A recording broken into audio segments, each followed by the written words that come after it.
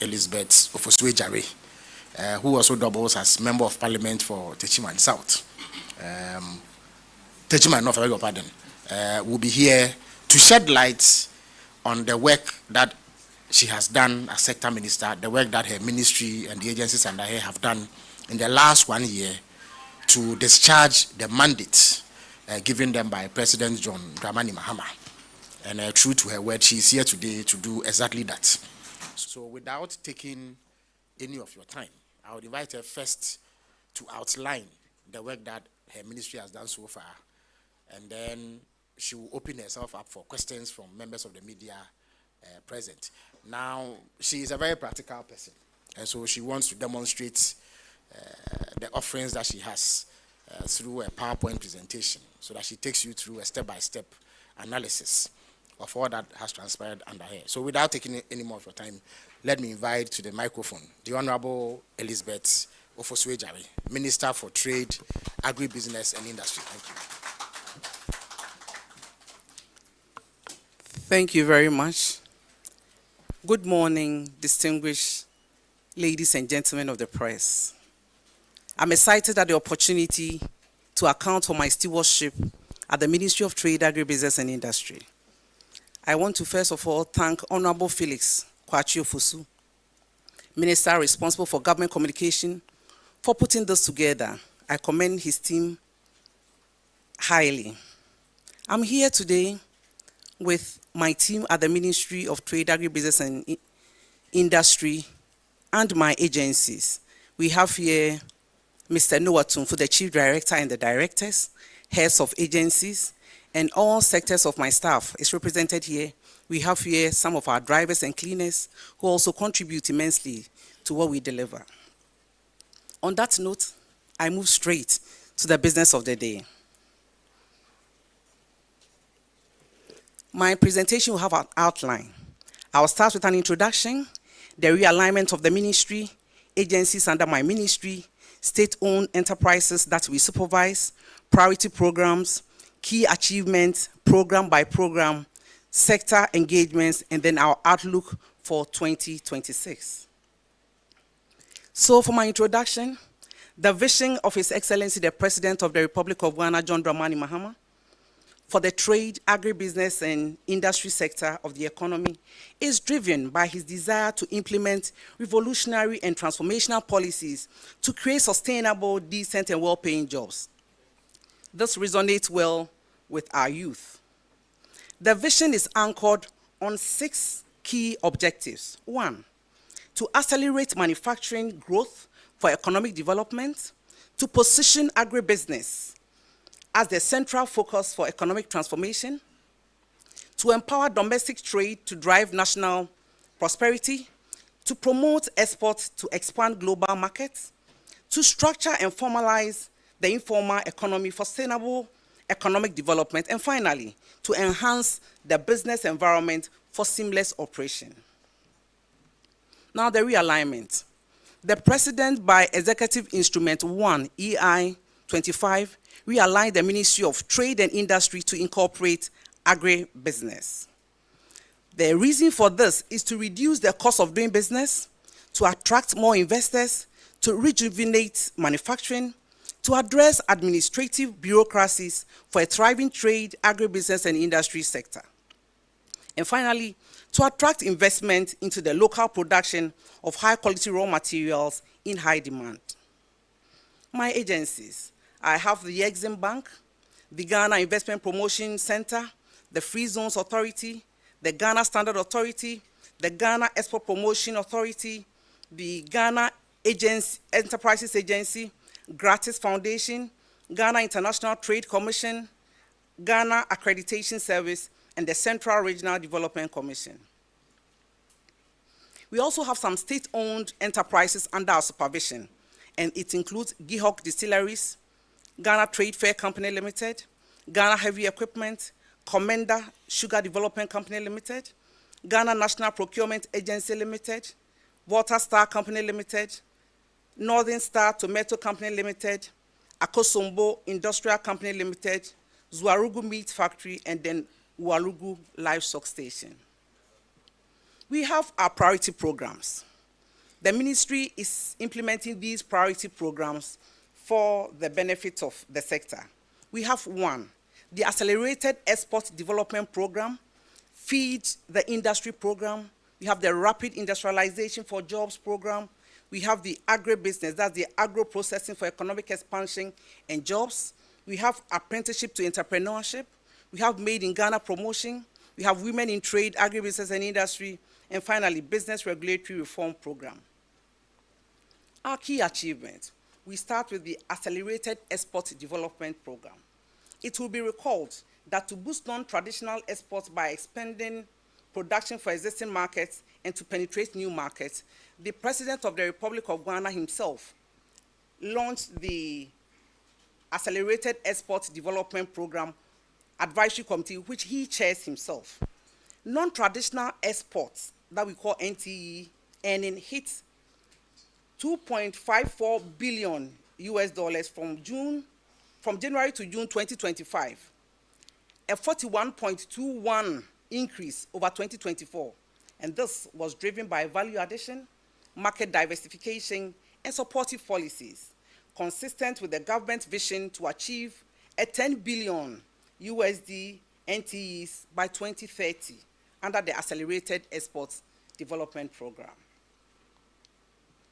I've already indicated that the President chairs the advisory board, and this is what we do at the Ministry of Trade, Agribusiness and Industry. We also have a committee that also sees to the welfare of exporters.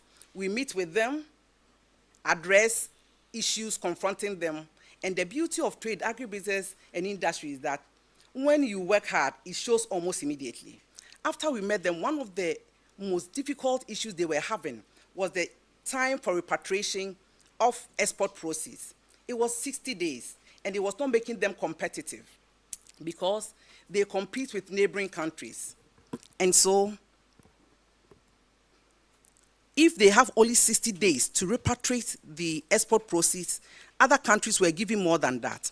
So what I did was to have a discussion with Bank of Ghana, and they graciously extended it to 120 days. And this alone has affected the export market very positively. So these are some of the things we do to make sure that industry thrives.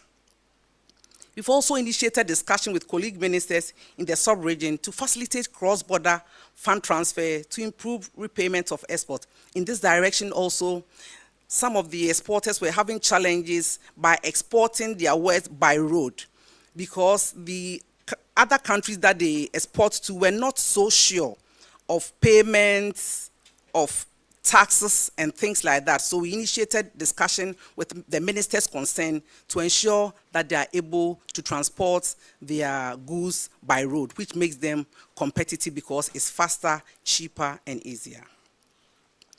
The ministry participated in the World Expo in Osaka, Japan, to enhance Ghana's market access and investment opportunities. I'm happy to say that after our participation in Osaka, the Japanese State Minister for Foreign Affairs led a 50-member investment delegation to Ghana. Direct effect of what we did in Osaka, and I think this is commendable. The investor interest shown is in automotive components, cocoa, share and cashew sectors, and these are the areas we actually need investment. And so I think that our visit to Japan, Osaka, has been very positive. Ghana also received an award for the best theme, a country of possibility and empowerment, exactly what we are and exactly what we do here. Now to GEPA. The Ghana Export Promotion Authority supported our growers by supplying 211,606 coconut seedlings, adding close to 3,306 acres of coconut production, 2 million pineapple suckers, adding 1,512 tons and 84 acres of available pineapple land for production to pineapple production, and 5.4 tons of planting gel to strengthen coconut cultivation. This enhanced productivity and drive export growth. GEPA supported 91 SMEs and 7 horticultural associations at major international fairs, including Fruit Logistica just to mention a few. The most important point here is the fact that they were able to secure 350 million orders in exports. That is highly commendable. Additionally, 150 SMEs in handicraft and manufacturing participated in global buyer-seller platforms such as the Ambenti, Salon di Chocolate, just to mention a few, and then here too we generated about 250 million US dollars in exports. In 2025, for the first time in Ghana's export history, mangoes were transported by trucks to Morocco. We had about 26 metric tons mango being transported by road. The trucks actually came all the way from Morocco to pick the mangoes back. It means that we are doing well in this area as well. Then in line with the Africa Continental Free Trade Area Protocol on Trade in Services, GEPA for the first time again advanced Ghana's digital export potential in the international market by showcasing ICT-enabled services at GITEX Global in Dubai. The ministry continues to support and strengthen the presence of goods and services of Ghanaian origin through export trade houses in strategic markets, especially in Africa. Additional trade houses in South Africa, in UK, and in US are being developed and are at various stages of completion. The ministry and its agencies coordinated the exhibition segment of the Presidential Investment Forum in China, Singapore, and United States, where several Ghanaian exporting companies exhibited their products and services to attract investment and export Ghana and their Ghanaian exports. We have also seen the dividends.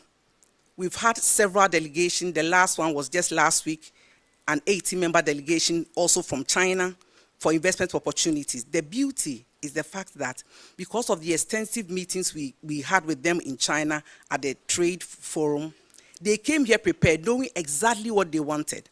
And so some of them have already acquired lands, some of them are enjoying partnerships, some of them are doing contracts with local people for investment in this country. And to ensure also that fish exports met the required EU standards, the Ghana Standard Authority, the component authority for fish, the competent authority for fish export to the EU, inspected and certified 713 export consignments, 218 fishing vessels and establishments. To expand intra-African trade, the Ghana Free Zones Authority registered 27 enterprises. These enterprises were registered specifically for the Africa Continental Free Trade Area. It's different from the numbers that they registered for investment in the Free Zones Enclave. Export earning of Free Zones companies for the year 2025 amounted to almost $1 million. So $1 billion, $973.43 million. This is way beyond their effort in 2024. The value of investment into the free zones was about $165.29 million. The number of jobs created within the free zones in 2025 was about 1,600. Market access and opportunity. Distinguished ladies and gentlemen, following the 10% and subsequently the 15% tariff imposition by the United States, the ministry pursued technical and political discussion with the US counterparts, both in Ghana and US, with a focus on ensuring that Ghana improves its market access status with the United States of America. It will be recalled that AGWA was ending in 2025 September, which it did, which meant that our ability to export duty-free, quota-free was no more available. And then we were slapped with 10 and then later 15% levy. And so this is what we did. Political and diplomatic discussion with the US ambassador in Ghana. After that, there was a technical discussion between my good self and my team and the commercial section of the US Embassy. ECOWAS trade ministers meeting to discuss and take a common position on the imposition of tariffs was done, which I participated. Publication of press releases to educate the general public to put calmness within the system, because the exporters became agitated that that was going to affect their businesses negatively. We had to assure them that the government will make all efforts to ensure that their businesses don't suffer, and exactly what we did. There was a forum with exporters to provide assurance on government commitment to maintaining market access opportunity to the USA, which I led. And then I've already stated that the ministry played a leading role in this milestone, the AGWA extension. We want to first thank His Excellency, the President of the Republic of Ghana. Now his name has become a household name in the world. Anywhere you go and you represent His Excellency John Dramani Mahama, doors are opened. People listen to you and we get results. Let's give it out for him. So the political and diplomatic discussion with the US Embassy, the technical discussion, then my team and I put together a technical paper with recommendation for extensive engagement with key stakeholders, including cabinet. This discussion, in collaboration with other AGWA-eligible countries, led to the 3-year African Growth and Opportunity Act extension by the House of Representatives. We hope that the processes will continue for AGWA to start in earnest. Then we have China Early Harvest Agreement. We have to diversify. We must diversify our markets. And so, to boost and diversify Ghana's exports to the Chinese market, the ministry had a series of discussions on an early harvest agreement with the People's Republic of China in fulfillment of its zero tariff offer. It will be recalled that the president had a state visit in China where we deepened the discussion on the 0% tariff. So thereafter, there was political and diplomatic discussion with the Chinese embassy in Ghana, technical discussion between the ministry and the commercial section of the Chinese embassy in Ghana and their Ministry of Commerce in China, and then preparation of technical papers with recommendation for extensive engagement with key stakeholders, including cabinet. One of the biggest bane of industry, biggest bane of trade, biggest bane of agribusiness is finance. Access to finance has always been a challenge. Cost of borrowing in Ghana has been high, and access to long-term and competitive finance has been a major hurdle in terms of this space. And so this issue is being addressed with the support of one of our agencies, the Ghana Exim Bank.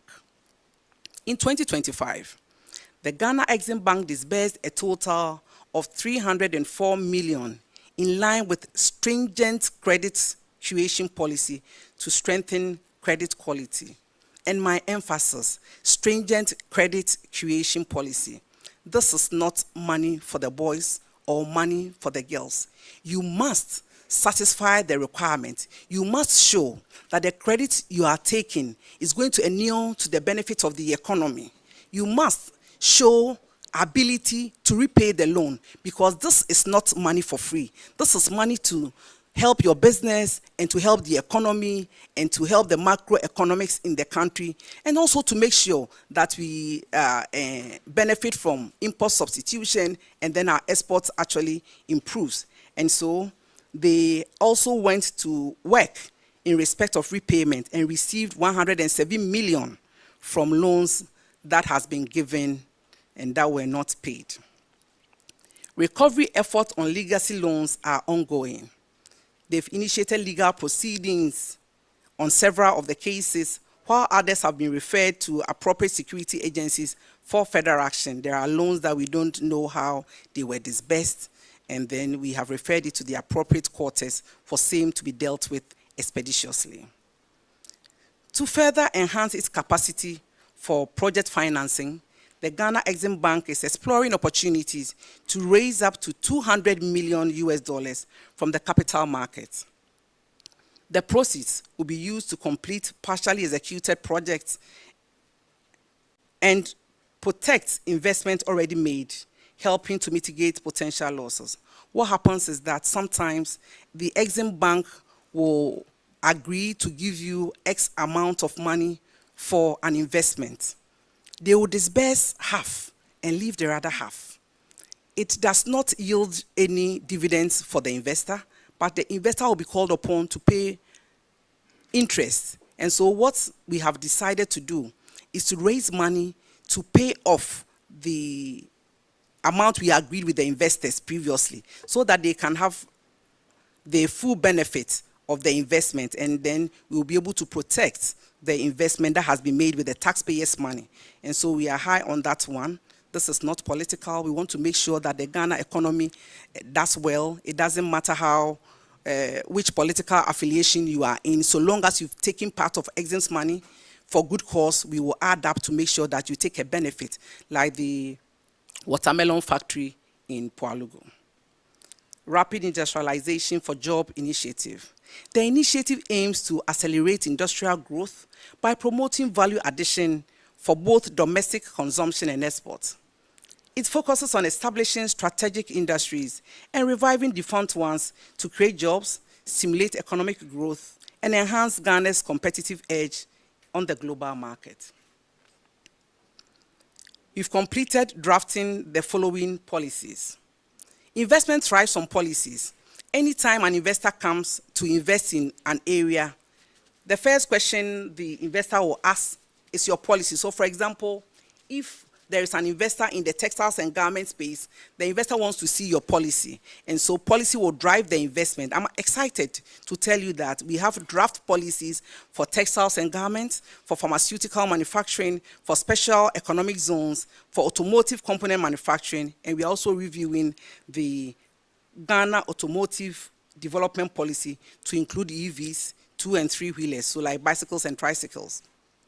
This is because the Ghana automotive development policy does not include EVs, and we know that EVs is the new child on the block, and so we need a policy to govern it. It is good, environmentally friendly, and it is cost effective, so we need a policy on that one to drive the EV zone. Automotive component manufacturing, there is none in West Africa. And so Ghana wants to have a policy to enable us draw people in that investment space, specialized economic zone, pharmaceutical and garment and textiles. For pharmaceuticals manufacturing, Ghana wants to be a hub of pharmaceutical manufacturing for West Africa. And so we need that policy to drive that investment. Same for textiles and garment. And government is even leading the creation of textiles and garment. I'll get there and discuss a bit more. The Ministry of Trade, Agribusiness and Industry, led by myself, was able to sign an MOU with Shenzhen New Jeco of China for the establishment of an EV assembly plant. They are in Ghana, they've acquired their land, development far advanced for the factory to start. There's also ongoing discussion with Sherry International to establish an EV assembly plant. This is also as a result of our visit to China and the things we're able to do with some of the companies. Even though I don't have it here, it is the policy of the Ministry of Trade, Agribusiness and Industry, not only to look for new investment, but also to encourage existing ones to expand.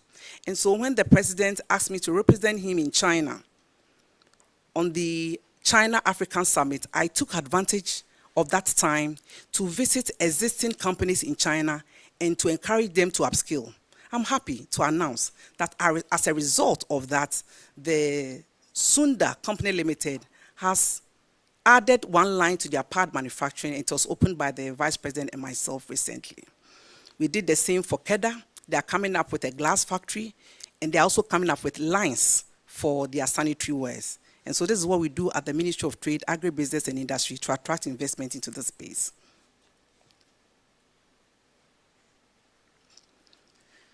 Now, to agribusiness and what we've done in the space. We have established 7 mini processing plants. They are at various stages of completion, but we have procured all the 7 machines for the establishment of these plants. The location and value chains are as follows. At Bole in the Savannah, we have machines for granite production. At Hacho, for the National Service, we have poultry. In Ajumako, Besiansi in the central region, we have for maize. In Bodi, we have for plantain. In Sefiyo also, we have for cocoa husk and plantain husk. We are not only interested in value addition, we are also interested in value extension. And we do that with the things that we put there.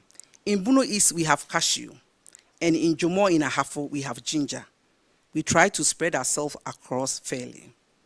The ministry is in the process of recruiting transactional advisors to assess the operations of the fund's SOEs, determine their present value, propose the best operational options that would make the companies commercially viable. And these include the Akosombo Industrial Company, that is ATL, Walter Star Company Limited, that's Japan Textiles, Zuarugu Meat Factory, Pualugu Tomato Factory, Walugu Livestock Station, and other strategic SOEs and interests. In respect of Commander Sugar Factory, which is very top on our agenda for the year, I've put together an interim management committee to conduct a technical assessment of the Commander Sugar Development Company assets for revitalization. The committee has submitted their first report. Their next and final report is due on Monday. I've also, in respect of Commander Sugar Factory, written to the Attorney General. Usually, the Attorney General has to guide the process to enable us to pick a transactional advisor to determine the best operational options to operationalize Commander Sugar Factory and the others. Apart from finance, which is a big issue for industry, the next thing is raw materials. It will interest you to note that a lot of companies that run factories are operating 30% of their installed capacity. And some of them, the reason is not even finance. They have finance, they have market, but they don't have raw materials. And so the issue of raw material is very key in Ghana industrialization process. And in order to do that, the Ministry of Trade, Agribusiness and Industry has come up with a project called Feed the Industry Program. The objective is to enhance competitiveness and sustainability of Ghana's industry. In order to do this, we have secured a lot of lands, some in the eastern region, some in the central region, and one in fact, 2 places in the Buno East region. And the GIPC is also working on land banks to help us to produce raw materials, agro, for our industry. In respect of the raw materials, we have 2 components. We have the agro and then non-agro. The non-agro include the metals, the rubber, and then the rubber is even agro. And the non-agro includes the metals and then the things that we don't grow. And so last year, the ministry was able to secure a restriction of the export of non-ferrous scrap materials to ensure availability of raw materials for domestic manufacturing, because it's very difficult to import these non-ferrous scrap whilst we export at a cheaper price. And so we have agreed. We did stakeholder consultation, and we agreed that aggregators should sell to local manufacturers so that we get raw materials to feed our industry. We've also prohibited the export of raw natural rubber to ensure sustainable raw rubber supply to domestic processors. Any issues that come around it, I'm sure, will be resolved. Now, agribusiness, our new addition. People ask me, isn't it burdensome to have trade, agribusiness, and industry? The answer is no. It has rather lessened the burden, because agribusiness has come to make industry and trade easier. Agribusiness has come to achieve a lot of things. It has come to make sure that our value addition is mentioned for attention. And so this helps us with industry. It helps us to solve the problems of industry, like the creation of raw materials. Now, government is intentional about the provision of raw materials, like I indicated earlier, with the Feed the Industry project. This all comes under the agribusiness subsector. And so we think that agribusiness has come to help industry. It has come to promote industry. It has come to help in value addition. It has come for attention and support. The objective of agribusiness, as I've stated earlier, is to focus on the establishment and reviving of agro-processing industries. We've discussed developing agroecological zones, promoting value addition and extension, and integrating smallholder farmers into commercial value chain. One is going to happen at the Citrus Center in Central Region, where young people are coming together under an anchor developer to produce pineapple to feed the citrus company, and then a confit, commercial contract farming. So this is a typical example of how they feed the industry, help a particular industry to thrive, to operate under the 24-hour economy. Our achievements so far: we have been able to do a national agribusiness dialogue. As if fate would have it, I was the first minister for tourism, culture and creative arts, and I was able to do the creative arts bill. And I think that is an opportunity for me to bring that experience to bear at the new agribusiness subsector to have trade, agribusiness, and industry. I have already done the National Agribusiness Dialogue. Happy to tell you that we have also drafted the National Agribusiness Policy through extensive stakeholder consultation around the regions. The ministry has begun the establishment of 7 agro-processing facilities. As I indicated earlier, I brought it here so that if you are picking this presentation and you are looking at agribusiness subsector, you know what has been done under agribusiness, even though I have mentioned it at the industry subsector. This is having Professor Kumado in mind, where your essay has to be holistic. And then 31 technology solution centers have been handed over to Gratis Foundation under the Rural Enterprises Program, and pioneered green agro-processing technologies, solar dryers, reducing drying time by 40%. Gratis Foundation has trained 230 artisans to fabricate 300 post-harvest equipment for women smallholder farmers, and retooled the TEMA workshop for 24-hour economy. I'll soon open that workshop. It's great and it's going to change the dynamics. Now we have apprenticeship to entrepreneurship. To enhance the employability of the youth and address the skill gaps within critical industry, we also want to drive economic growth and foster innovation. Technical and business management skills are provided to mostly unemployed youth eager to learn a vocation. The Ghana Enterprises Agency. If you say Ghana Enterprise Agency, you'll be called by the CEO of GEA. She said it's enterprises because there are many. The GEA supplied startup kits to 6,194 youth to start businesses. What happens is that we don't only train them, we train them and make them entrepreneurs. If we just train them, it will not affect the job market. So we train you after you have acquired the skills, then we will give you the startup kit to enable you start your business and actually become an entrepreneur, as the name of the program connotes. GEA, through strategic partnership with financial institutions, also supplied 916 beneficiaries to access 9.1 million Ghana cedis and disbursed 10.04 million to 432 beneficiaries, 189 males, 243 female, very gender sensitive.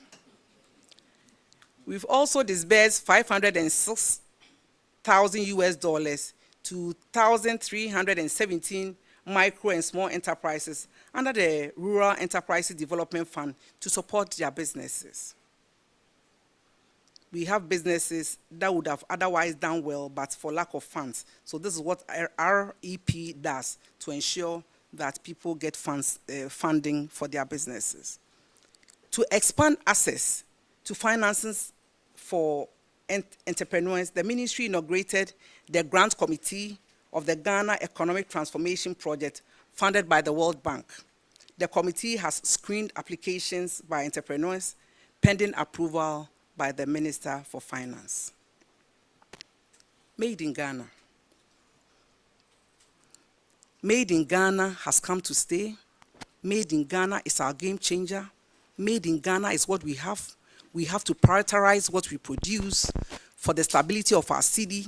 We have to prioritize what we produce for import substitution. We have to be proud of what we produce. We have to wear what we produce, eat what we grow, and that is what is sustainable. And in order to promote locally produced foods and services to boost the economy, enhance local industries, and reduce dependency on imports, we are coming up with an amendment of the Made in Ghana policy in 2026 to make it more attractive. We have initiated the review. Ghana Standard Authority has trained over 300 trading standard inspectors for deployment and certified 957 locally manufactured products. GSA inspected 602 factories for certification and issued 3,533 export and health certificates. GSA inspected 66,000 high-risk goods to ensure that consumer health and safety in the domestic market is guaranteed. Through the intervention of the ministry this year, uniforms and other apparels for state institutions will be sourced locally. I'll get to that. But before that time, let me say that the essence of the trade standard inspectors is to ensure that standards are high. We are about to deploy these trained trade inspectors to plants to make sure that if you are buying 32.5 cement, that is exactly what you get. If you are buying any food product that says no sugar added, that is what you get. If you are buying any product which is 50 kg, exactly what you get. And so they are really going to enhance standards for our country. And Ghana Standard Authority is also up and doing with their inspection of factories to make sure that they come up to speed with what the standards are, international standards are, because Made in Ghana will have to be synonymous with quality and high standards. And we are working high to achieve that. Through the intervention of the ministry this year, uniforms and other apparel for state institutions will be sourced locally from our producers. Ghana Prison Service is sewing, still made in Ghana. Private people are sewing, still made in Ghana. The most important thing is that all uniforms must be made in Ghana. We should not enrich other countries at our detriment. We should not give employment to other countries while our teeming youth suffer. And so this year, we are excited that the uniforms will be sold here. It's going to help us maintain the strength of the city, all the money we need to change and import these uniforms will be a thing of the past. Ministry of Trade, Agribusiness and Industry. It's amazing the number of women we have in the ministry, fortunately led by a woman. And so our objective is to promote gender equity and economic empowerment by integrating women into trade, agribusiness and industrial activities with a focus on agro-processing. This we have done. It is not an intention, it's something we have already started. So training has been done for women-owned businesses to enable them access export market. The number of exporters we have does not reflect the gender of this country. And so we've made conscious effort to empower women to take advantage of the export market, which is of course a bigger and better market. In support of cross-border trade, the ministry sensitized over 2,800 businesses led by women, youth, and persons with disability across Elubu, Takrady, Tamale, Cape Coast, Aflao, Akanunuope, and Sunyane, in collaboration with Trademark Africa and the World Bank. GEPA, with the support from ITC She Trades Project, trained more than 150 led women businesses, which is also great. This initiative reflects the government's commitment to women and youth participation in trade, agribusiness, and industry. The affirmative act has been passed, and so now ministries have to make conscious efforts to mainstream women in what they do, and we have already started. My baby at the ministry, the Business Regulatory Reform Program. This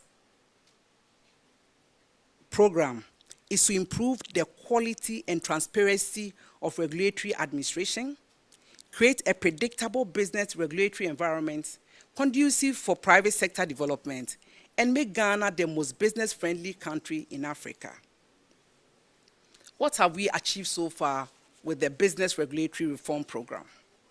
We've been able to produce a Ghana's Be Ready assessment report that replaced the ease of doing business. The Ghana Be Ready self-assessment is an improvement of the ease of doing business. We have achieved that.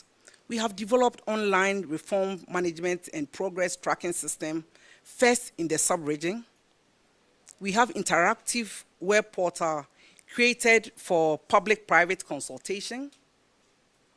We have the Business Regulatory Reform Bill being finalized with the Attorney General's office. So the bill is ready. The Attorney General is looking at it. Once he okays it, we are on our way to Cabinet.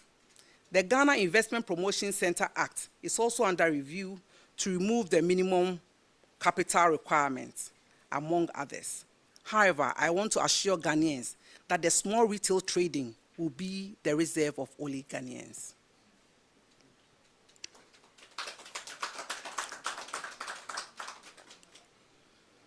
At the Ministry of Trade, Agribusiness and Industry, we engage the private sector, work with them closely to ensure that there is sanity in their space. We've done a lot of these engagements, and I'll start with cement because cement became topical this weekend. I've already been engaging the cement industry, and the latest one was on Monday. The engagement with them was to focus on improving quality and price stability. It is right learning that where the dollar is right now, prices must be stable. And I am happy and excited to reiterate the point that the prices of cement is not going to go up. And this is a matter of fact. Industry told me. I've also engaged textiles and garments. My engagement with them was on the local production of uniforms, how to bring them, some of them up to speed with international standards, because this year we are high on textiles and garments because it produces a lot of jobs for our teeming youth. I'll get to that point later, but just to let you know that I've been engaging the textile and garment space. I've visited a lot of these garment and textile industry, and firsthand, some of the issues have been addressed, looking at how they can upskill and take advantage of the international market, which we are helping them to secure. Sanitary products. I've also engaged the producers of sanitary pads first to encourage them to take advantage of Ghana's free sanitary pads program, and also to put exporters, to put importers and then manufacturers together. As a Ministry of Trade, Agribusiness and Industry, we want to encourage even importers to buy from manufacturers so that they don't need to import and pay charges and have all the problems they face with. Because our installed capacity in Ghana relative to sanitary pads is good in more than we need in the country. So I don't see the point in importing sanitary pads here. It doesn't have to be a law. It just has to be a matter of discussion and then agreement. And I think that we've made some headway relative to that one. Automotive, discussion with spare parts dealers with a focus on price reduction has been done. I started way before anybody could say Jack. Immediately I saw the dollar going down, I invited AGI and Guta and immediately asked them to look at their prices. And they told me to hold on a little bit because you see, this is unprecedented. We don't remember any time in the history of Ghana that the dollar has gone down and has been sustainable for about a year. And so they asked me that we should wait and watch. I assured them that the path that we are going, the dollar is of course going to be stable. So after 4 months, the prices started coming down. And now I can say that most prices have come down. When you check the prices of oil, rice, kokonte that I like, palm nuts, all of these, you see that the price have come down. I know the price of coconte because I really eat coconte. And so, and I buy it myself. You usually see me on the market shopping for myself. And so I know that prices have actually come down. Most of the things that we were buying in 2024, now we are buying at a reduced rate. And so when I went to Abosokai, I realized that a lot of the prices have come down, even though two products did not, the price of two brands did not reflect the decrease in the exchange rate. Sprinter and then Resting. And I was told that Sprinter is an old brand, and so it's difficult to find.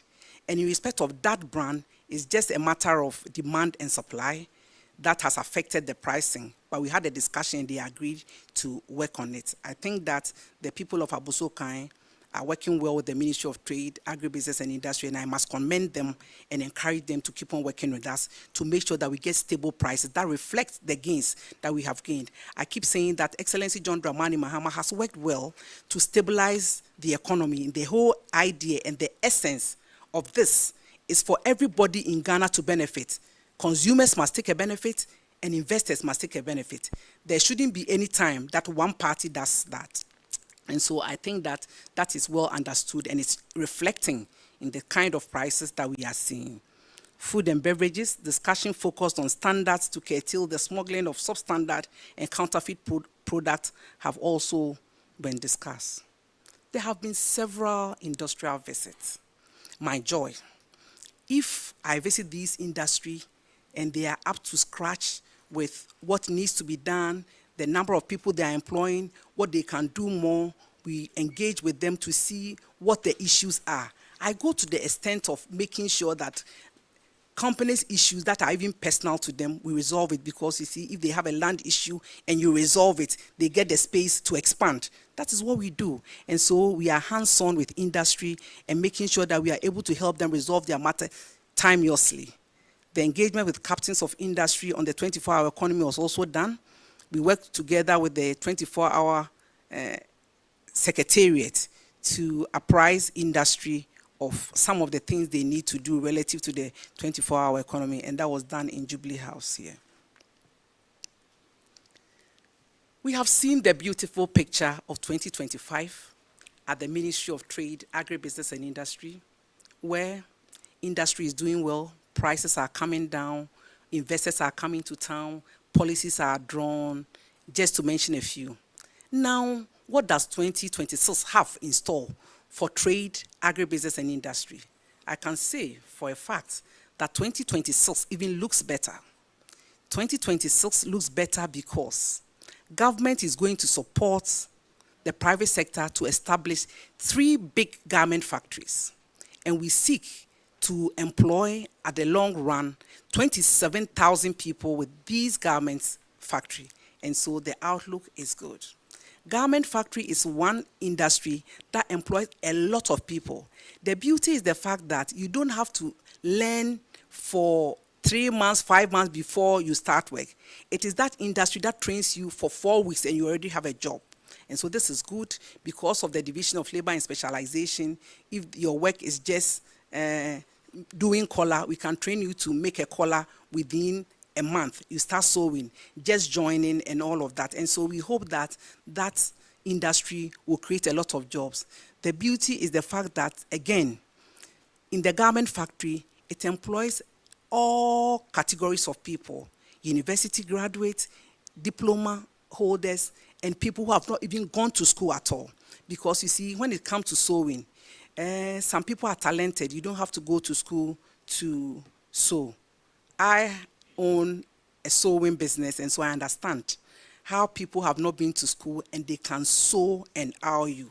And so this is one area where jobs can be created, whether you have certificate or you don't have certificate. And so for those who have been complaining that we ask for certificate for job, garment industry has come to give you a decent job without a certificate. We will train you on the job. We will fully operationalize the 7 agro-processing plants in the northern, central, Ahafo, Bono East, Northeast, Western North regions in the following value chains: yam, fish, poultry, cashew, nuts, rice, shea butter, and palm kernel oil. The Exim Bank, under the direction of His Excellency John Dramani Mahama, will put together 2 cashew factories, one in the Bono East and one in the Bono region. We grow a lot of cashew, and so the closer the factory to the raw material, the better the effective cost of production and less transportation, just to mention a few. So this is also going to happen 2026. 2026 is a busy year for trade, agribusiness, and industry, a successful year for that matter, and we look forward to making sure that the benefits inure to the general public. We're also establishing a 24/7 business registration centers and digital helplines. Even as the 24-hour economy gathers steam, we want to make sure that you can also register 24 hours. You can have helpline within 24 hours, so no matter what time of the day you are working, the helpline is available to help you. We have also drafted the Consumer Protection, Competition and Business Regulatory Reform Bills. These will also be dealt with in 2026 to protect the consumer and also guide competition. We also want to boost export and strengthen Ghana's position in the regional and global value chains. We host the Africa Continental Free Trade Area. And so, even as we are able to improve what we do here, we will be able to take advantage of the single biggest market in terms of countries in the world, 1.5 billion people, $3.4 trillion in cash. And so if you are able to do that, we'll take advantage of all of these.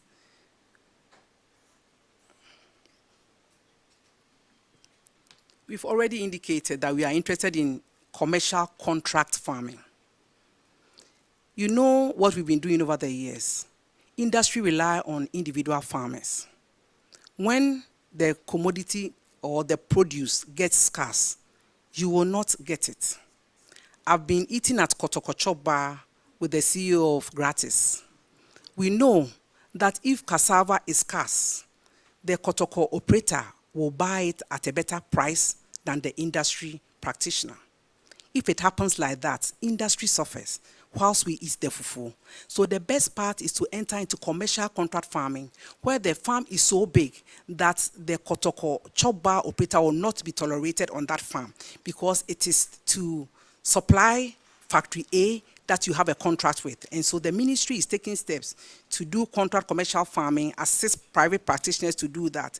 And we know that will go a long way into solving the raw material challenges that industry has annually. Then agribusiness, value addition and value extension to transform raw materials into finished products for both domestic use and for the export market. Ghana is touted as the net exporter of raw materials. That is no good. We need to add value. Once we are adding value, we are doing import substitution, we are exporting at a good price, and then we are creating jobs in the process. If you just export cassava, you lose on the value chain. And so the agribusiness subsector is here to assist in the value addition, so that we don't only add value to our goods for domestic market, for export, and to ensure that our city is stable, because only God knows how much money we need to import the things that we export the raw materials for them to manufacture. They buy it cheaply, they name their price and bring it back in the form of finished produce, finished product. And so as a country, we've made it a point to add value to our raw materials ourselves, so that we can keep the dollar, we can create the jobs, and then we can do import substitution. We are developing a 5-year trade sector support program, because we have an old one, and so we have started the review to develop a new one. Finally, we are supporting Ghanaian firms to fully leverage opportunities under the African Continental Free Trade Area. I think I mentioned that briefly, that we are the headquarters of Africa Continental Free Trade Area, the biggest single market in the world. And so we are taking advantage of what we host. We're teaching our industries to be export ready and after in area of packaging. In the area of standardization, Ghana Standard Authority is working with countries so that if you export a product from Ghana to another country, that country does not need to look at the potency or the standards of your product, because we would have agreed on the standard and harmonized it. And so that is where we are with GEPA, Ghana Standard Authority, to make sure that it saves time. Because can you imagine that you take your goods to another country just to wait for a month before their standard authority okays it? And so the best way to do is to make sure that we standardize the things that we export to countries, country by country. And thus, we have gone so far in doing it to ensure that our members are able to trade freely under the Africa Continental Free Trade Area, where Ghanaians trade duty-free, quota-free to anywhere. Ghana is already enjoying the benefit of AFTA because it's one of our biggest selling points. Even as we look for investors out of town, we tell them that don't look at the 33 million people in Ghana. Look at the 1.5 billion people in Africa, where if you station in Ghana, where our security, our safety, our location is perfect, you are able to export duty-free, quota-free to any of these African countries. And so we are taking a big advantage of AFTA. My account of the Ministry of Trade, Agribusiness and Industry, with the support of my hardworking, able staff, and we say thank you for the support that we have received.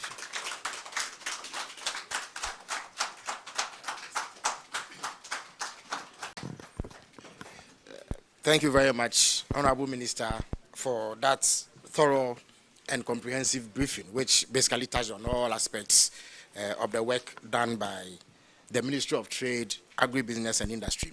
At this juncture, we will delve straight into the questions that media men and women present here may have regarding the presentation made or any issues that relates to the Ministry of Trade, Agribusiness and Industry. So please walk up to the microphone, identify yourself as is the usual rubric, and then ask your question. My name is Wisdom Hedejome. I work with TVXYZ. So in the KPIs that the President gave to the ambassadors and the high commissioners, they were supposed to increase trade by a certain percentage. We want to know what the ministry is doing to ensure that those metrics are met, and those that do not meet it, what sort of sanctions are there for them. Right. And then you talked about visiting Abosoka and then the cement issue. Is it only limited to these ones? Because if you look at the overall economic micro indicators and then the price stability vis-a-vis the standard of living, just want to have a clarity on that. And then finally, regarding agribusiness, you talked about establishing some businesses in some parts of the country. If you go to Volta region, for example, we have a vast land for coconut production. Today, if you want Kubeangwa, you not get. If you want Ajungo, you not get. What is the ministry doing in that regard? Thank you for that investment pitch for the Volta region. I'm sure they would appreciate it. Yes, can we? So let's take a couple of them and then you answer them. Yeah. My name is Abdul Hanan Adam, and I work with the EIB network.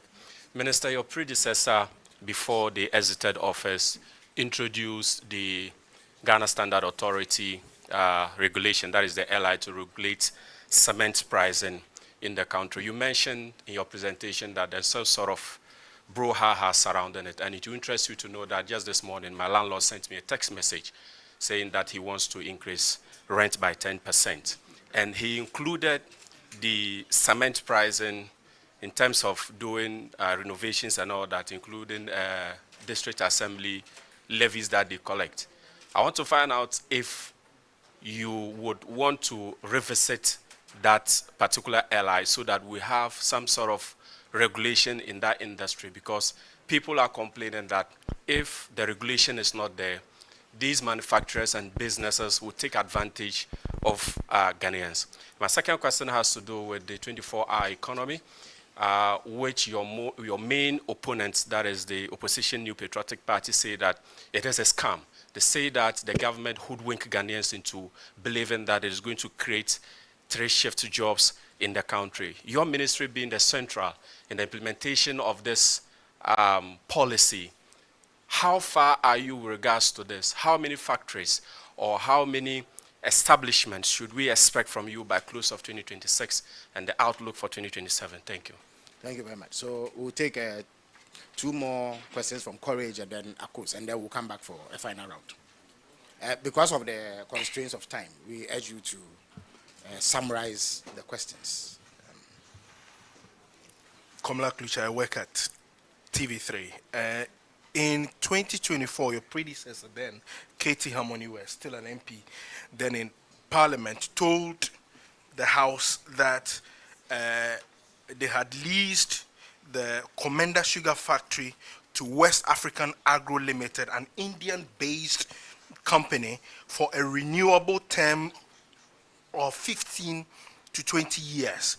Now he went on to say that $50,000 each month was supposed to be paid to Watco. How much has the government paid the Indian firm Watco as of now? Then two, you just indicated that small retail business will be a preserve of the Ghanaian.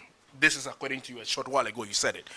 Now, if you go to Circle and another parts of the country, we have seen an influx of Chinese who are selling cars, not the Zonda and then the other people. What the carport guys of the country do, these Chinese guys are on TikTok, on social media, advertising the sale of these cars. That's a preserve of the Ghanaian. Right. What is the position of your government on this issue about retail, specifically to the issue of the sale of cars? All right, thank you very much, Komla. So Akos will have the last word in this round, after which we'll come back for a final one. Akosi Aotre, I work with CTFM. I know that you work hand in hand with the Transport Ministry, and the NDC manifesto committed to the establishing and operationalization of a national shipping line. What stage is this initiative currently? What is the policy design? In short, when are we expected to see? I would have thought that is a question reserved for the Minister for Transport. It is purely a transport function. That was why I said I know you work hand in hand with the Transport Ministry. Even if that were the case, she can't give an answer to No, she to cannot. that. I'm afraid I would have to do that. Okay, so the second question it is, falls under another ministry. what specific enforcement actions has your ministry taken in the past year to ensure the Made in Ghana policy or campaign is not just a slogan? Because we've seen a number of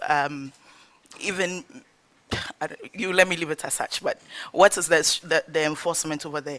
And then to add to the question Komla asked about retail, in fact, Guta data from the Ghana Union of Traders Association states that 70% of the trading retail market had been occupied by the foreigners.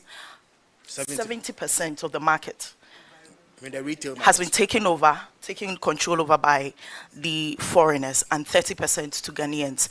So the question Komla asked, I want to find out from you if you admit or you agree with Guta's data. If you do, is this not a clear admission that your ministry has failed to enforce the GIPC Act Section 27, reserving the retail space for Ghanaians? And if you do not agree, who is responsible? All right, thank you very much. So the minister would take these questions, after which we'll come back to take a second round.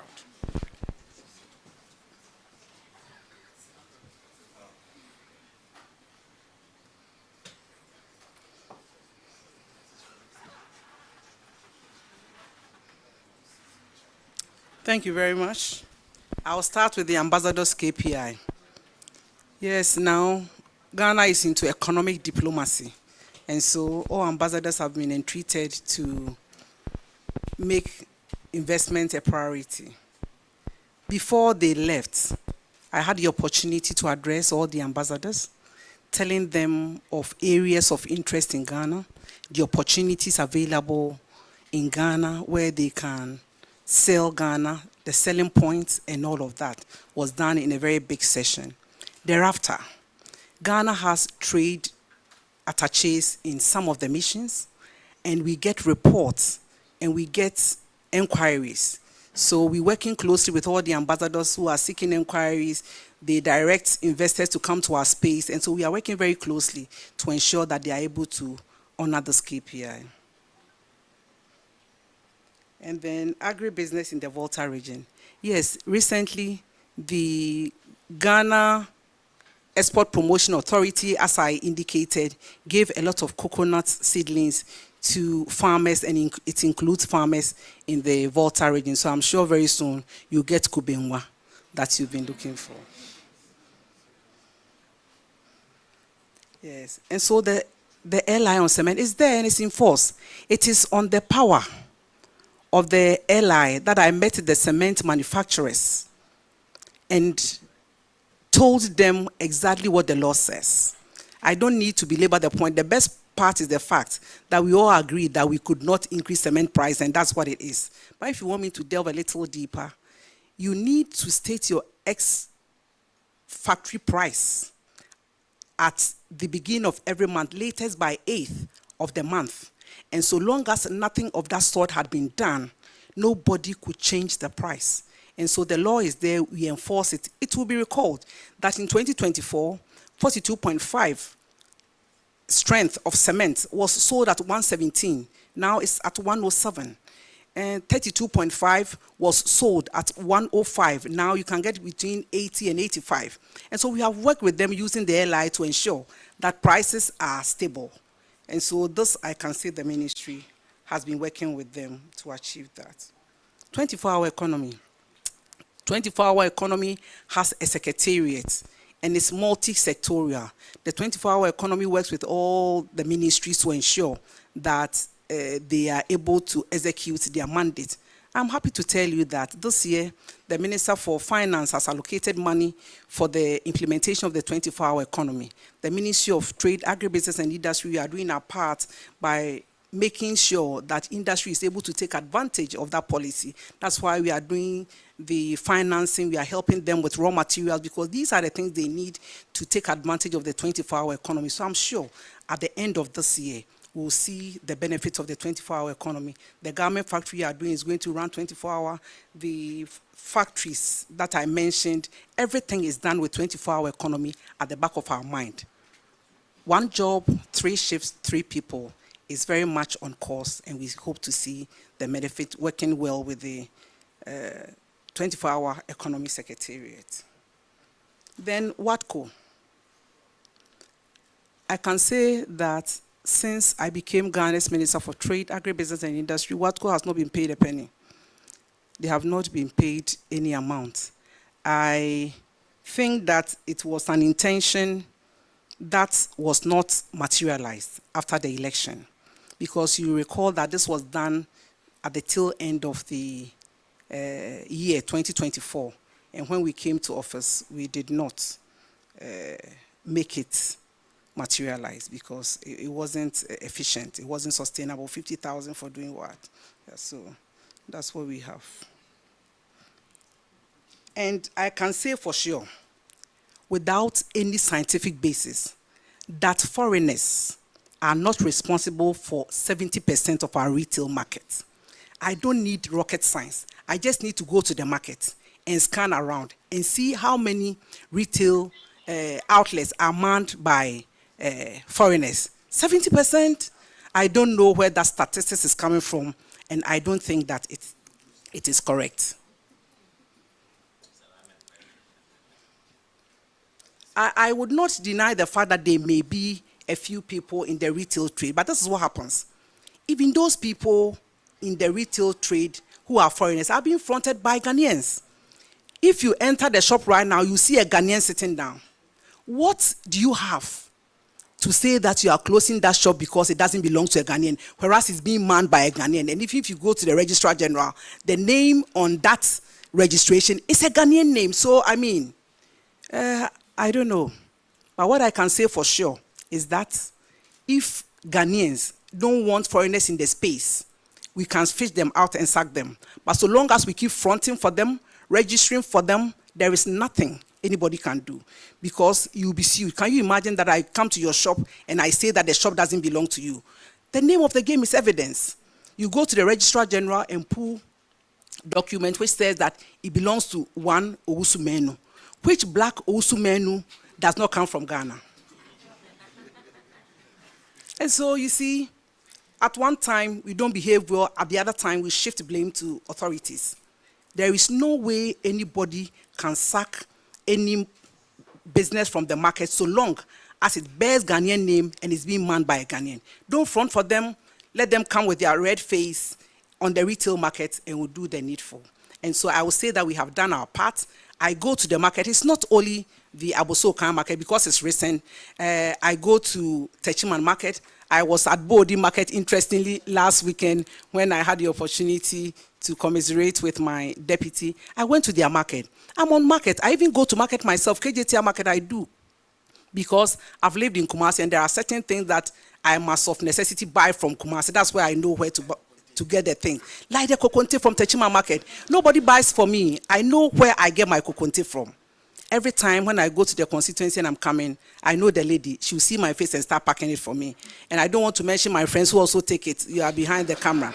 Because when I'm coming, you know they eat from my house. And so I say, please, when you are coming, bring the kokonte. I do it, they also eat it. I buy it myself, so I'm not somebody who sends people to the market.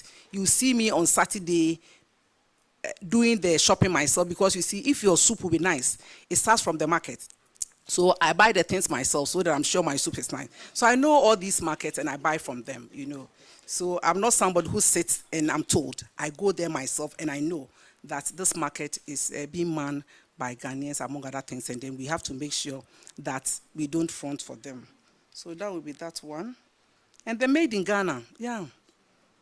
The lady who asked the question, please, where's the lady who asked the made in Ghana? Ako, let me see what you are wearing. Good. So, you've done well, Akosia. Made in Ghana, I keep on saying we should wear what we make, eat what we grow. Look at Akosia. Very beautiful, elegant, made in Ghana. So we serve as role models for people to wear what we make. I don't think that anybody can be arrested for not patronizing made in Ghana. But it's a pride thing. And so the review of the made in Ghana policy will be much more interesting. It will encourage more people to eat what we grow, wear what we manufacture, and things like that. I'm also sure that the garment industry that are coming up will also come with a Ghanaian brand where it will be a pride thing to wear these things. You see, our children wear some brands because there is pride in it. If we put pride in what we also manufacture here, I think it will go a long way into ensuring that we patronize made in Ghana and eat made in Ghana. It's even healthy. We have a lot of these rice without any additives. Without any additives, some are not even polished. And so we will continue to encourage ourselves to patronize and eat what we have. And so 24 hour small scale Chinese. I think I've answered all the questions for now. Thank you. So we will expeditiously take remaining questions, 3 or 4 of them, and then the minister would answer them, and we will call it a day. So, Adami, please approach the microphone. I've done the introduction for you. So, My name is Shadrach Odami Ejari, Metro TV, Ghana, and Ejari. oh, okay, so And the Kokonte Lava too. So evidently, like you mentioned, Kokonte and other stuff have gone down, and every Ghanaian can feel it. But one thing we continue to battle with is transport fares. And these drivers you speak to will tell you the spare parts dealers only tell us on TV and on paper that the spare parts have been reduced. Yet you go and the prices are the same. Are we going to get to a place where, just like we print out transport fares, we are going to see working with your outfit, we know that okay, full engine should be between 1 cedi to 2 cedi, so that we can also hold our spare parts dealers accountable. you're talking of price controls. Yes. Secondly, we have also spoken about efforts to move the local market international, but we still see our local manufacturers grappling for access and finding their spot. In the coming days, even though we've spoken about packaging and value extension, what are the strategies put in place? What avenues are we looking at to make sure our local manufacturers are able to compete internationally? Thank you. Thank you very much, Adami de Kokunte Lava. Kesta.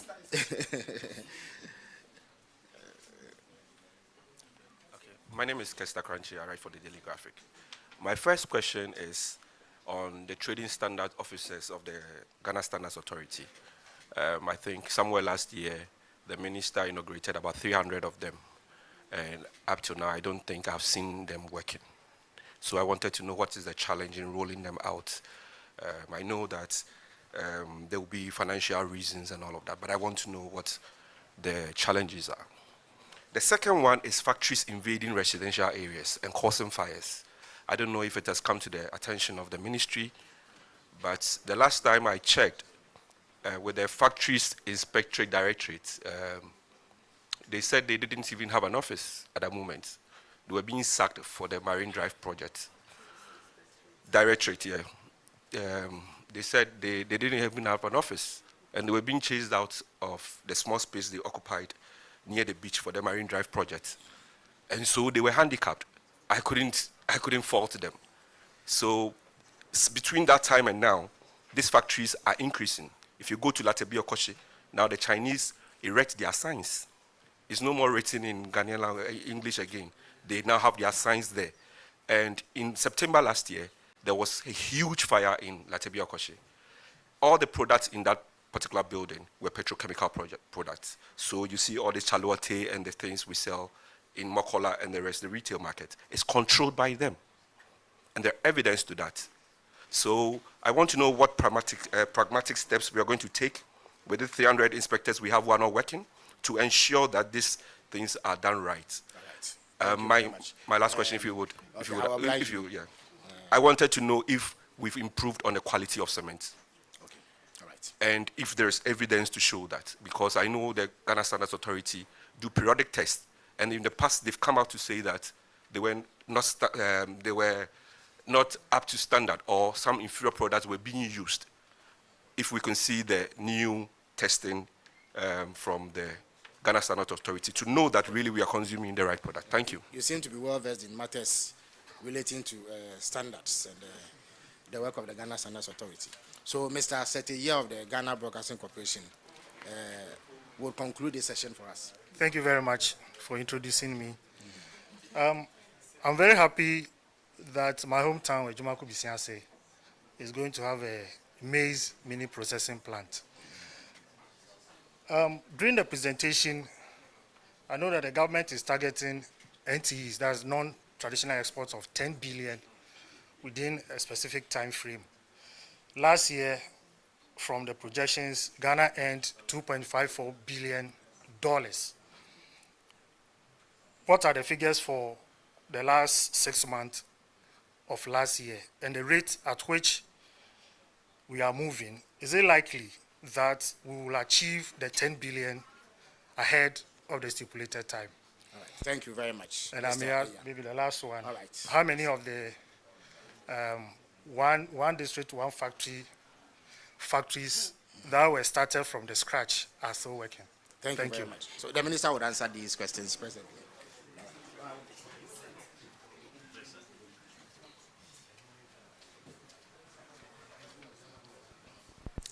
Thank you very much. I will start with Abosokan. And again, this is not hearsay. This is Elizabeth Ofosu-Adjare, Minister for Trade, Agribusiness and Industry. I am saying it myself because I've been there myself. I have entered the shops myself and I have asked for the prices myself. And the beauty is the fact that I went with people who have been patronized Abosokan. Price of engine oil, it used to be 600 cedis in 2024. Now it's sold at 350 cedis. And I did the asking myself. And I got the confirmation from my team. Car batteries, I can see a dealer of car battery here in this room. Esther, Gifty. The cost of a brand of battery was sold as 1,007 in 2024. Now it's 1,200.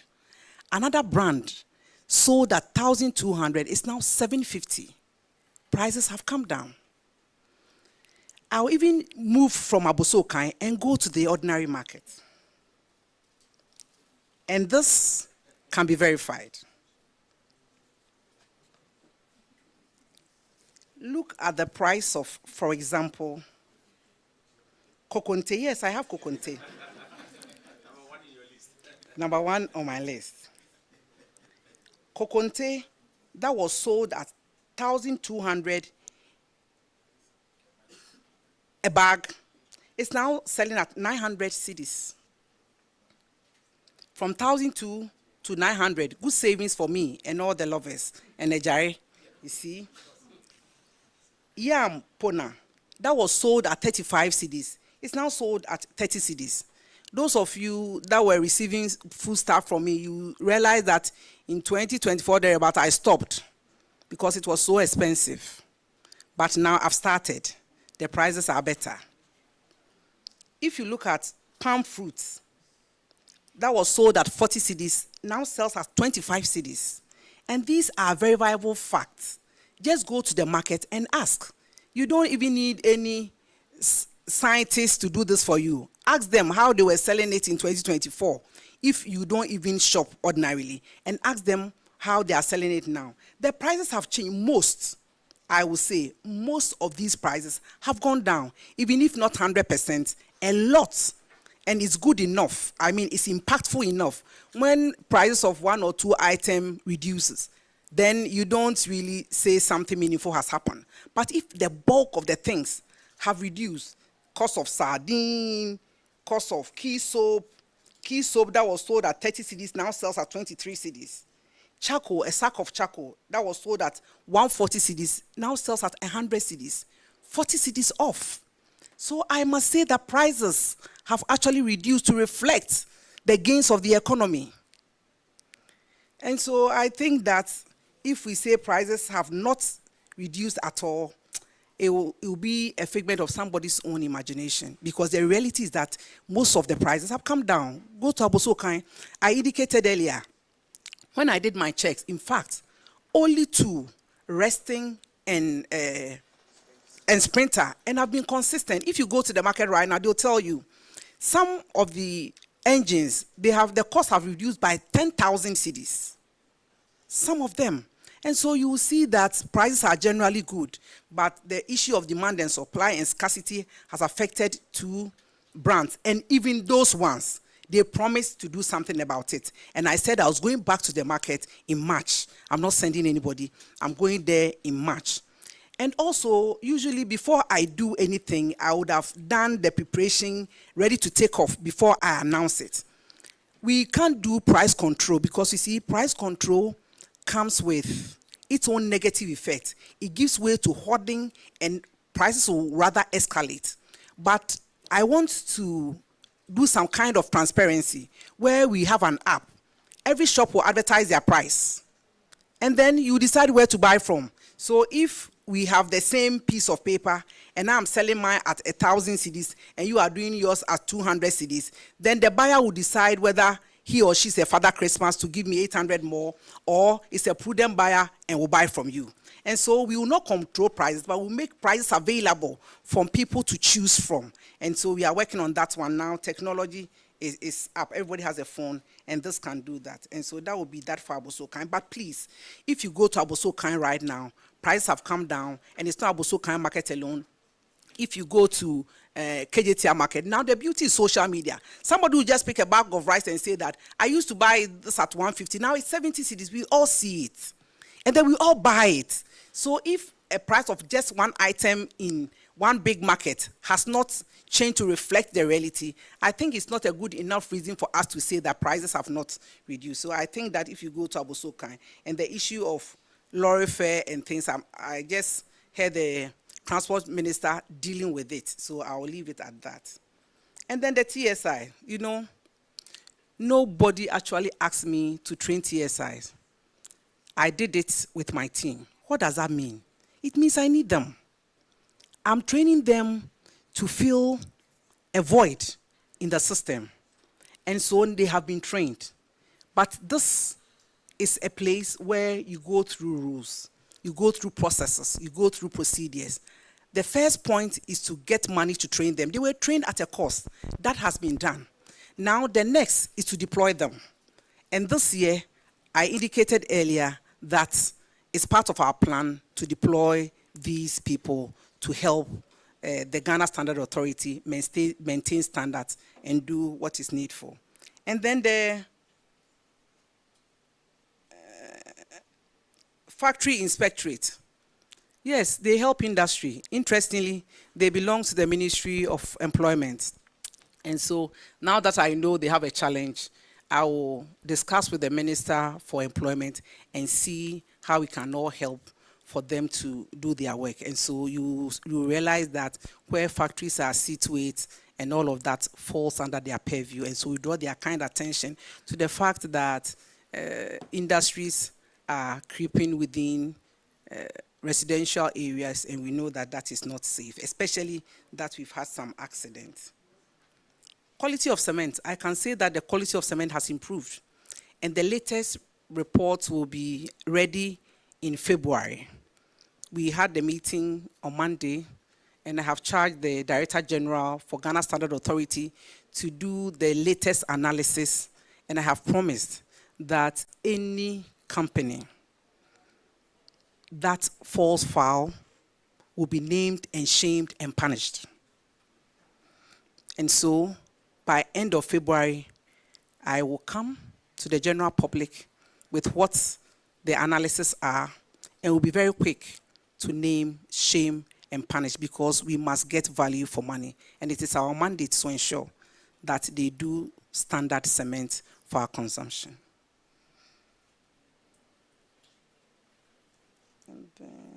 Okay, yes.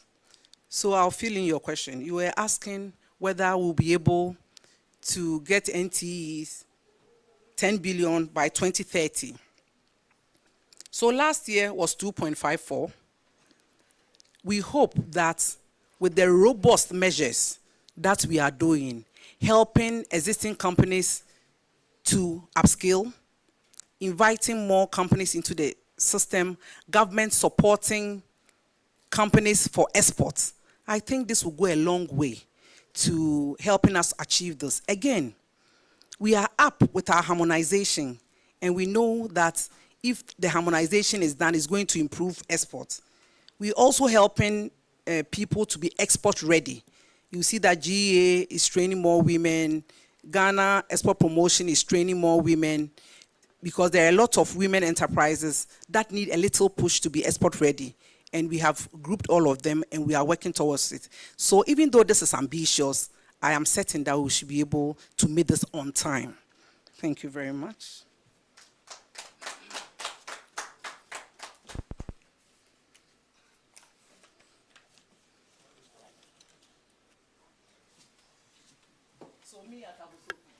Yeah, so there's sufficient evidence to back the minister's presentation, unlike others who speak based on briefings. She has actually been there to, as it were, do their assessment herself. And she has indicated that Kokonte is her favorite.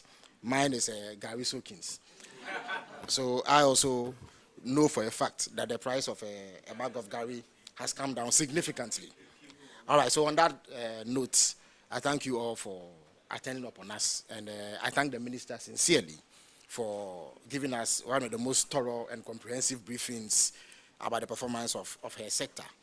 I do hope that when we extend an invitation to her again, she will be here to provide further updates on what her ministry has been doing. And to the media men and women present, I thank you as usual for showing up. See you again next week. Thank you very much.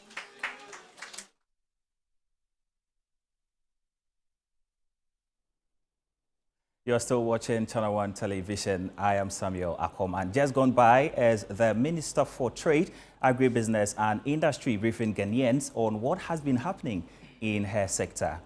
But I have with me in studio my colleague Ni Latte for further engagement on that particular briefing.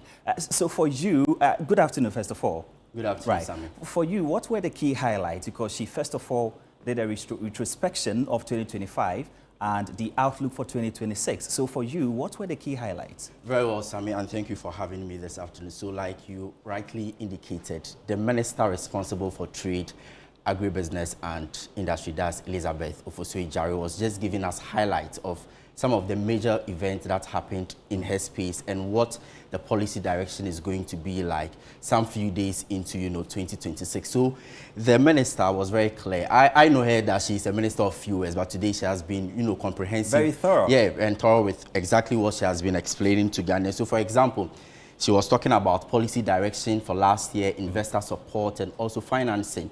And key amongst them was, issues relating to import and export, as far as some policies that they did. But she also mentioned that there were a lot of industrial visits going around the country, going to other parts of the world to learn from best practices for us to know what we can also do here in the country. But the key highlight for me, and she was very, blunt with it, most prices have come down.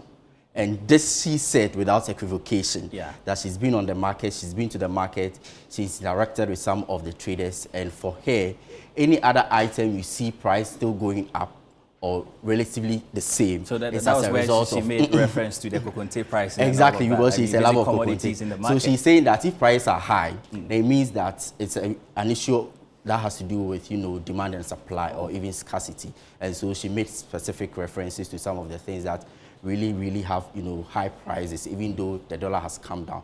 And she spoke about the engagement she's had with GUTA and other trader associations to ensure that the ordinary Ghanaian is not ripped off. So that's one of the things that the minister responsible for trade also indicated. One other thing she also mentioned was a national policy with regards to agribusiness. And for us here at ChannelOne Television and 97.3 City FM, we are very big when it comes to we'll be going big on that. Yeah, so that's something that also caught my attention. I know that she's been engaging some of the, players in the value chain to look at value addition, processing, and all those things within the agri value chain. On that score, for you have been following this development, right? If as a country we take this particular development serious, what can it do for us? Because we understand even when it comes to rice importation, we spend a lot of money to import rice and all. So what benefit will that particular policy have? So we can also link it to this whole made in Ghana consumption. If you are able to drum home the demand, we are able to send a message down the line that, well, if we consume what we produce, it will go a long way to help the economy. And you have tasted local rice before, and you know how tasty it is. Why do we spend a lot of money to, bring in foreign rice for us to consume? And even look at the supply chain disruptions and some of the challenges that we face when it comes to some of these things. So the point is, let us develop the national consumables. Let people know that this is the way to go. And you saw how she was praising Akosua for, wearing an African print, made in Ghana. And so for me, I think we should just not develop the taste for foreign goods. Okay, so and that's it. Away from the commodities, let's go to cement. I mean, for those watching who are interested in the cement industry and all, what have been some of the concerns they've been raising? Because she did mention that they will be sending out some personnel to check the quality of cement. Has that been an issue that has been exactly, because when it comes to the trade with regards to cement, it's two things: the pricing and the quality. If your price is high, people will not patronize. If the quality is poor, it will not be used for construction. And so that's why the journalist was bent on the issue of quality, because price, we know, it has come down. Even this morning on the 7 a.m. bulletin, I did a story regarding how prices of cement have come down, and then consumption is really high there. People are, taking advantage of it, those in the early stages of construction and all that. And I know that the former Minister of Trade during the former government also set up a committee to ensure that we address some of these things.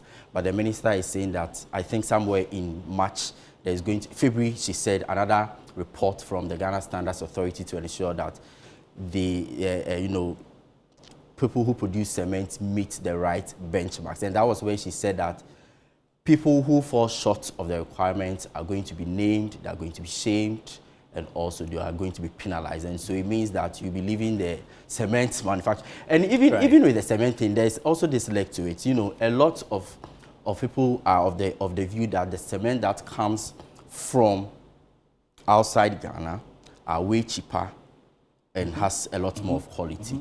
Myself, I did a report, I think somewhere 4 months ago, speaking to some of the dealers, and you go and they are all in for the foreign cement. So it's affecting the locally which is produced one ones. area that is also affecting us when it comes to trade and order. And so it's like we are doing ourselves more harm than good as a country, developing the taste for foreign products, even when governments are bent on instituting policies and also ensuring that there are protocols to adhere to when it comes to production, so that local businesses can also stay in business, so that we get the revenue You made a very important point, that it is also up to, after we put up the policy, ensuring that it works. I'm not sure this will be the first time we are going to implement some policies of those sort. So for you, what should be the direction in terms of ensuring that these policies are made to work? It's all about enforcement. That is why we have laws. And so if you are poor with implementation, then it comes to naught. So somebody will say that, well, Ghana, we are good at making laws, but we keep them on the shelves, no enforcement, nothing. When the issues arise, they say, the law is there. And so for me, it's more about policy direction and implementation. If you are able to implement the laws we set for ourselves, we are able to enforce them and ensure that there is everyday, assessment, you realize that some of these things are for our own good. We are going to implement them. But quickly, Sammy, before we go, let me just give you what the minister intends to do in 2026. Right, the outlook. Yes. One of the first things that the minister said was something I relate to. So, for example, he praised the local government industry, although it is not at its highest production. So what the minister is saying she's going to do is that this year alone, we are going to establish 3 garment factories. And it's not just about the establishment. When these factories are established, they are going to create 27,000 jobs. So it means they are going to be strategically positioned across the country. And this is inspiration they are taking from somewhere in Benin. Because I remember the minister going to Benin to assess some of the things that they are doing there. Through some partnership, I think Arise IIP. And if you go there, it's an industrial enclave, a lot of things going, which is why the minister said that uniforms of security personnel are now going to be produced locally. And so some of these things, we want to wish the government well to be able to do them. Then we see how best we can also turn the fortunes of our economy and country around. So people are going to be employed, 27,000 people, 4 weeks of training. That sounds good to reduce unemployment. Unemployment in the country. And one of the threats to the economy this year is unemployment, at least from the World Bank. So let's also talk about the pricing. People are calling on government to do some form of price control. The minister has ruled that out. She says, no, it's just going to lead to hoarding and also other forms of price discrimination. And so we can also talk about some of the things that are doing agro-processing and also financing from Exim Bank, GEPA, and what have you. 24-hour business registration, and also one major thing that the minister said, fantastic, consumer protection, business competition bill, fantastic. How do we keep businesses in check? How do we ensure that customers also get value for money? Remember when this whole issue of DSTV pricing came up? Cut International, heavy. Let's get the bill. Let's see what. So we just want to see how the minister will, implement all of these things that she said. We want to wish her well, because she's one of my favorite ministers. Not just because I'm a business journalist, because if we have our trade and industry as well as agribusiness on point, we can turn the fortunes of the economy. And so let's see how the minister implements all of these things. But the only thing I'm leaving you with is an advice to business. You remember, the minister said that 170 million cedis in loans given to small businesses, they are not repaying. And so if you're a business... So they go for the loan, they go for the loan, the legacy loan, they don't repay. So it affects other people who genuinely need Exactly. And so if you are a business who has gone for a loan from the Ministry of Trade and Industry as well as agribusiness, just make sure that you repay so that other businesses can also enjoy this form of financial support. Thank you so much. That was Ni Latte, my colleague in the newsroom, breaking down the issues to our understanding. And so keep watching Channel One Television. I am Samuel Akom, and remember, telling your story and empowering change.